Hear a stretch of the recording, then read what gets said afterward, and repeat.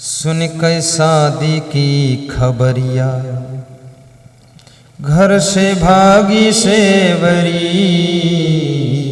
सुन कै शादी की खबरिया, सुन कै शादी की खबरिया, घर से भागी सेवरी। घर से भागी सेवरी, घर से भागी सेवरी। भेड़ बकरिया बंधी देख कर सेवरी अपने द्वारे। ये क्या होंगी लगी पूछने, माता जी बतलाओ। माता जी से पूछा ये भेड़ बकरियां क्या होंगी। माँ सीधी थी, उसने बता दिया कि इनको काट कर पकाया जाएगा तेरी शादी में। सेवरी विचार करती है,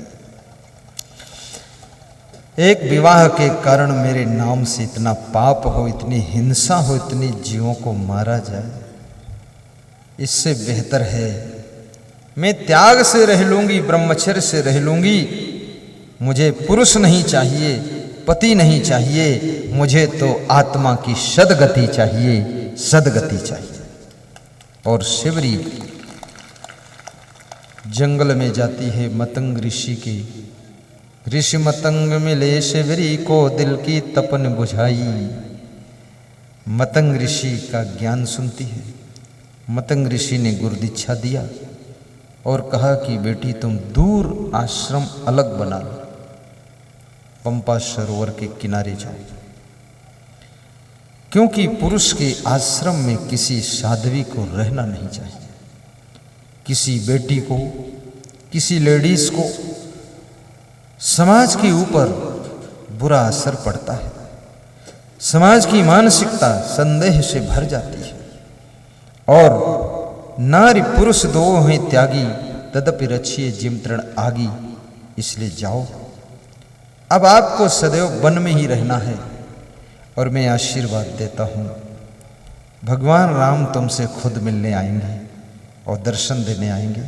तुम कहीं मत जाना। नारी को बते घूमना भी, भ्रमण करना साधु बन करके, वो भी उसके चरित्र के लिए खतरे का निशान होता है। चाणक्य कहते हैं, भ्रमण सम पूज्यते राजा, भ्रमण सम पूज्यते योगी, भ्रमण सम पूज्यते दुजह, भ्रमण सम भ्रमंती स्त्री विनश्यति। राजा जितना भ्रमण करेगा, जैसे आदित्यनाथ गांव गांव जाएं तो उनकी पूजा ज़्यादा होगी, सम्मान होगा। कहीं जाएं ही न, लखनऊ में बैठे रहें केवल, तो कौन उनको माला पहनाएगा। जाएंगे उतना नाम होगा, लोग कहेंगे यहाँ आए वहाँ आए। राजा, कोई ब्राह्मण है अगर वो गांव गांव जाकर कथा करता है, कुछ सुनाता है ज्ञान की बात, तो उसका भी पूजा होगा, सम्मान होगा। और कोई योगी साधु है, वो गांव गांव में जाकर के सत्संग करता है, तो उसका भी सम्मान बढ़ेगा।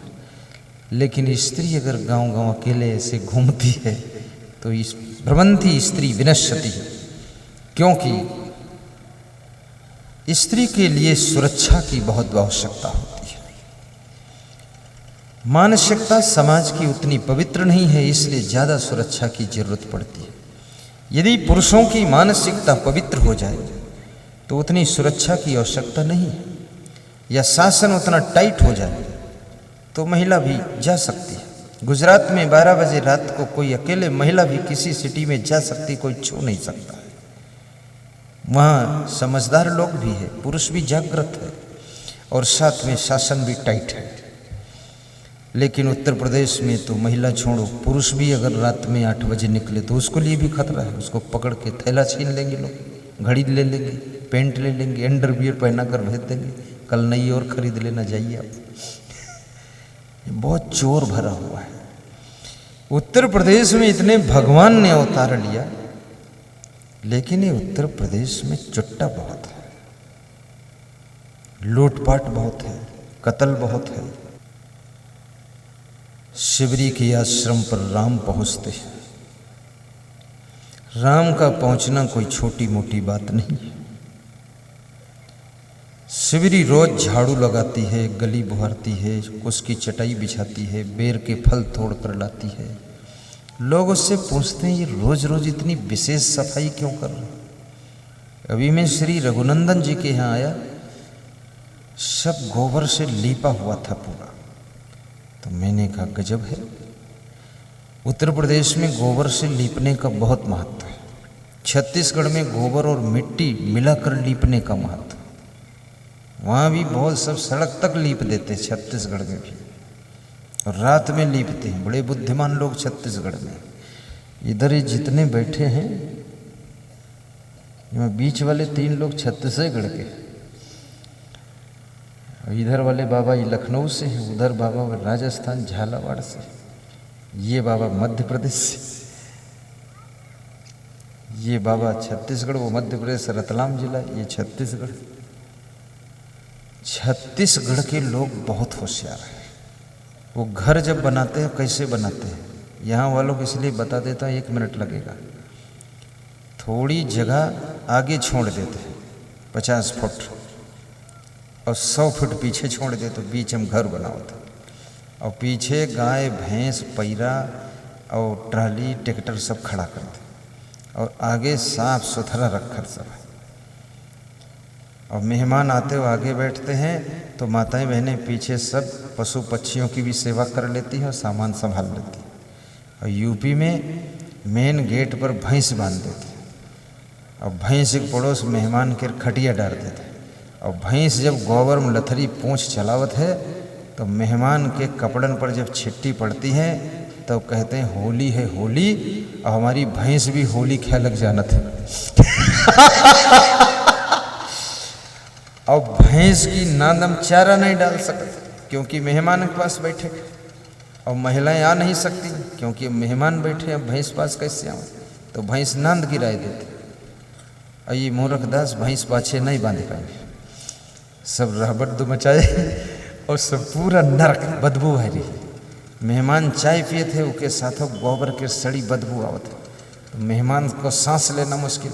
लेकिन मेहमान भी वही मॉडल का है, वो जहाँ से आवा हुआ बदबू मचाए, तो उसका तन को तकलीफ नहीं होती कि इतना खुशबू रोजू ही लेते। वो सब दोनों एक कोई मॉडल रहा। लेकिन आप घर बनाइए तो इस तरह बनाइए, ये होशियारी की बात बता रहा हूँ आपको। छत्तीसगढ़ का भी आप दौरा कीजिए कभी, और कोई वहाँ आपको रिसीव ना करे तो मैं रहूँ तब आ जाइए आप, और 2-4 घर देख लीजिए वहाँ। और जैसे उत्तर प्रदेश में भक्त हैं ना, छत्तीसगढ़ में भक्तों की संख्या इसके 1000 गुना ज़्यादा है, और मध्य प्रदेश में 2000 गुना ज़्यादा है, और बिहार में 3000 गुना ज़्यादा है, और गुजरात में भी बहुत भक्त है। पूरा गुजरात में जब प्रवचन होता है तो ये पंडाल लगता ही नहीं मेरा वाला, इसको तो वे लोग नाश्तम नहीं लगाएंगे, कहा दी तो बेकार है। वो खुद अलग से पंडाल बिल्कुल स्वर्ग बना देते हैं, और 20,000 श्रोता बैठकर सुनता है।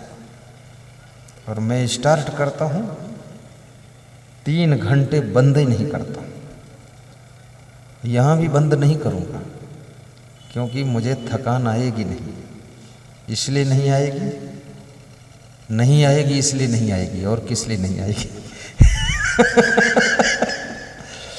और तुम भी मत थकना, और जिसको नीचे बैठने में परेशानी हो वहाँ कुर्सी बैठ जाए, कोई महिलाएं जा सकती इधर, इधर भी पुरुष को परेशानी हो इधर बैठ जाओ।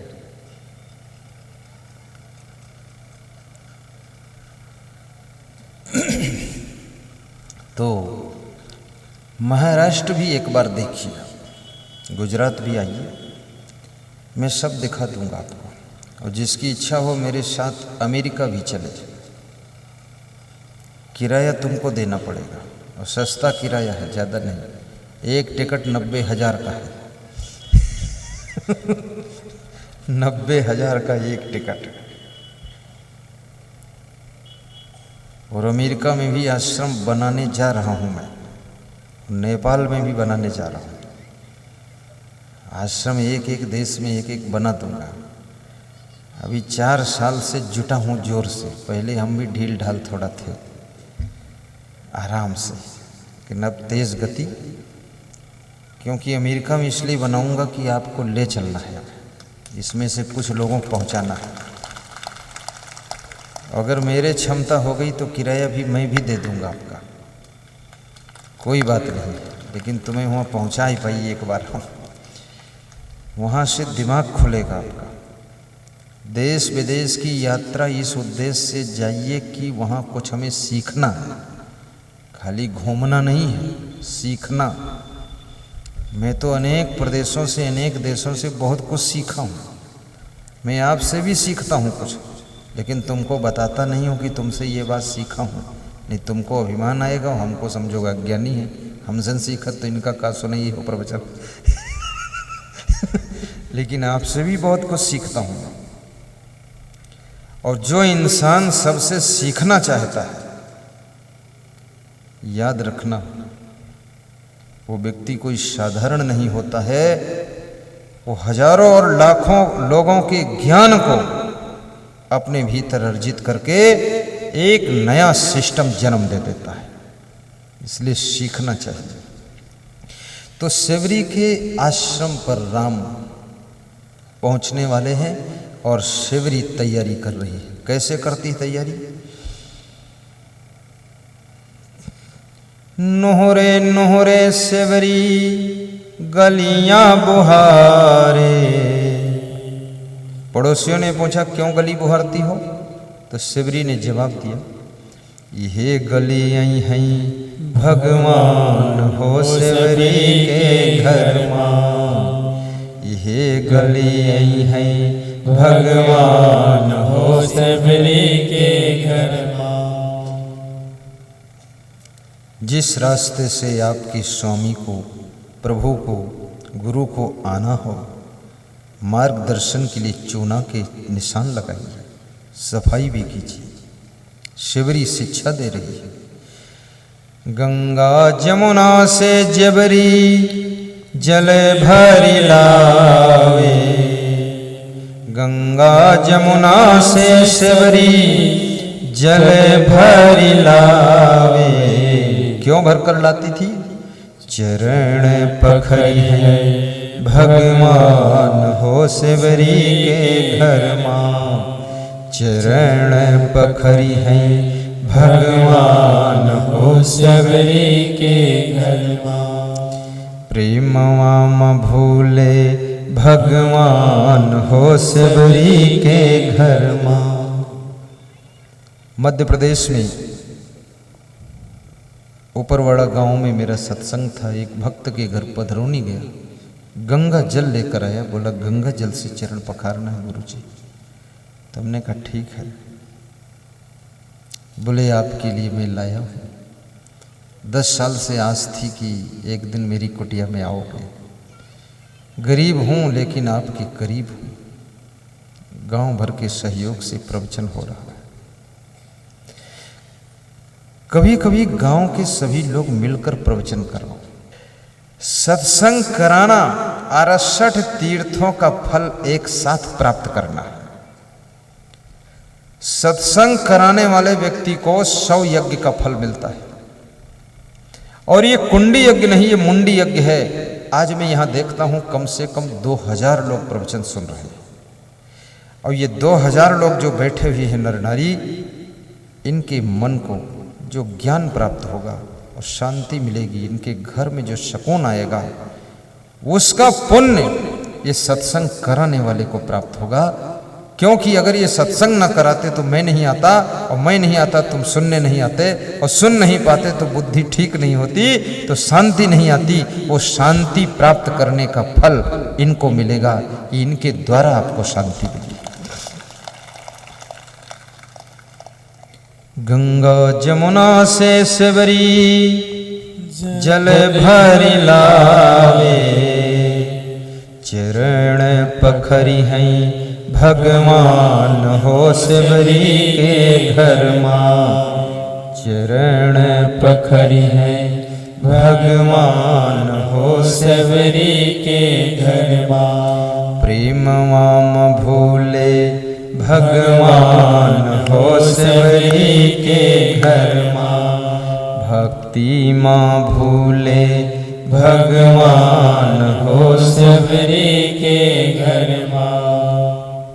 खट्टे मीठे बेर सेवरी चखी चखी लावे, खट्टे मीठे बेर सेवरी चखी चखी लावे।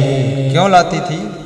भोग लगई है भगवान हो सेवरी के घर माँ। भोग लगई है भगवान हो सेवरी के घर माँ। प्रेम माम भूले भगवान हो सेवरी के घर माँ। भक्ति माँ भूले भगवान हो सेवरी के घर माँ। भक्ति माँ भूले भगवान हो सेवरी के घर माँ। कुश की चटाई सेवरी झारी के बिछावे, कुश की चटाई सेवरी झारी के बिछावे। क्यों बिछाती थी? आसन लगई है भगवान हो सेवरी के घर माँ। आसन लगई है भगवान हो सेवरी के घर माँ। प्रेम माम भूले भगवान हो सेवरी के घर माँ। प्रेम माम भूले भगवान हो सेवरी के घर माँ। भक्ति माँ भूले भगवान हो सेवरी के घर माँ। बोलिए सद्गुरु भगवान भगवान की जय।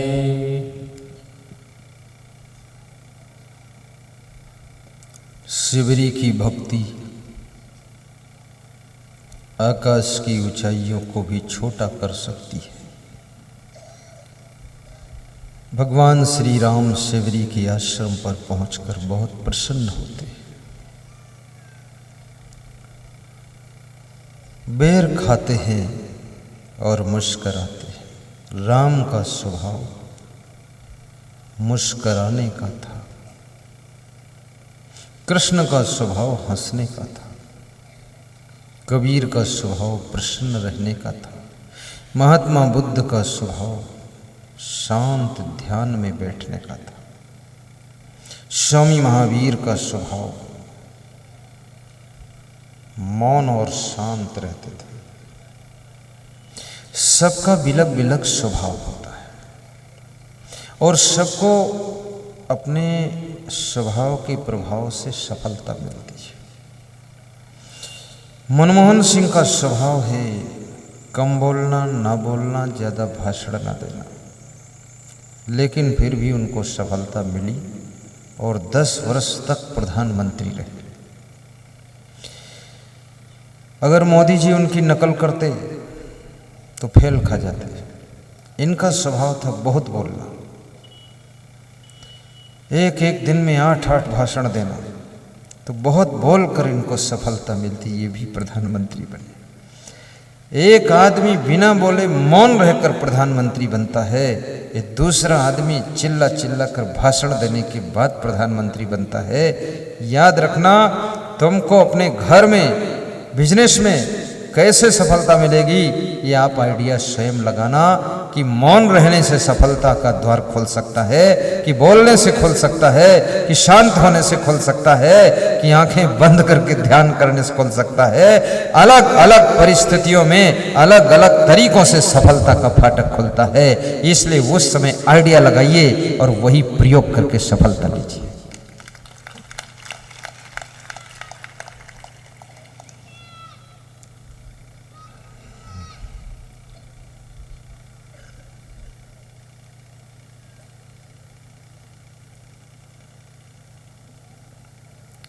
राम सेवरी से कहते हैं, सेवरी तेरी भक्ति से मैं खुश हूँ। सेवरी ने कहा, प्रभु मुझे ये भी पता नहीं भक्ति क्या होती है, भक्ति में नहीं जानती हूँ, मुझे समझाओ भक्ति का स्वरूप क्या है। भक्ति किसे कहते हैं?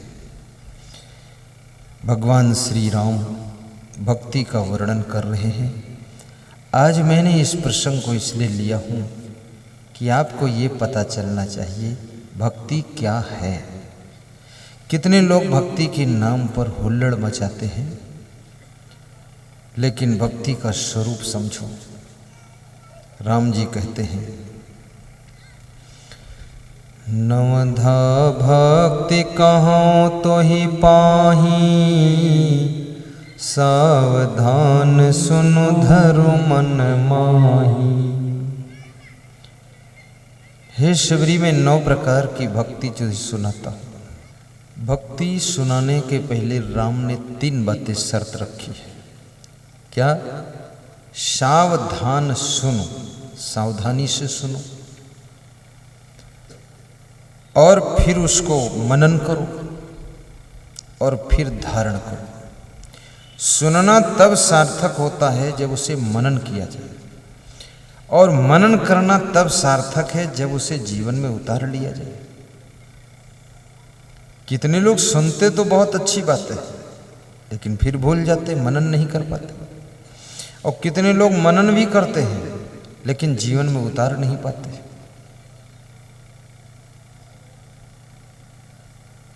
ये भी कहते हैं महात्मा जी ने बहुत अच्छा प्रवचन सुनाया, लेकिन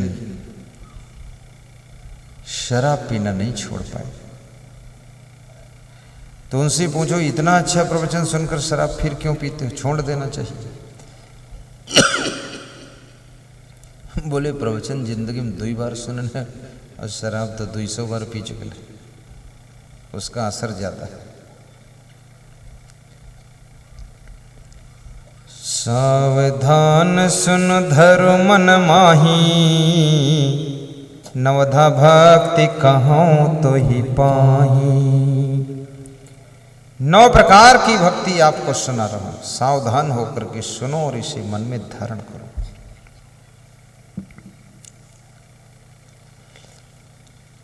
किसी गांव में भागवत कथा हो रही थी, तो एक बुढ़िया कथा में सबसे आगे बैठकर सुनती रहती थी। 7 दिन भागवत भाई, वह 7 दिन बैठ रही। फिर वहीं रामायण शुरू हुई, तो 9 दिन रामायण सुनी, मोड़ हलाए हलाए। पंडित जी जो सुनाए रहे हैं बहुत खुश हुए। उन्होंने सोचा बहुत अच्छा श्रोता मिल गया।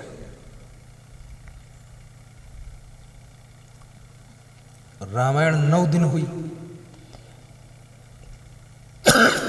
9 दिन राम कथा होने के बाद लास्ट दिन पंडित जी ने पूछा कथाकार ने कि बूढ़ी माता, बहुत प्रेम से राम कथा सुना तुमने, प्रमुख श्रोता तुम ही थी, सब समझ में आएगा वह?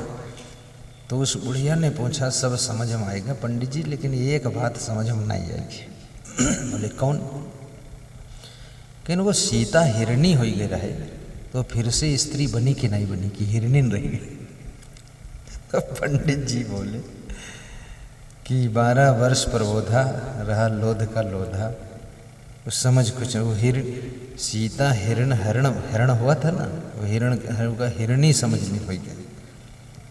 कल फिर से स्त्री बनी कि हिरणी रह गई, यह बात समझ में नहीं आई। ध्यान से सुनना है, ठीक से समझना है।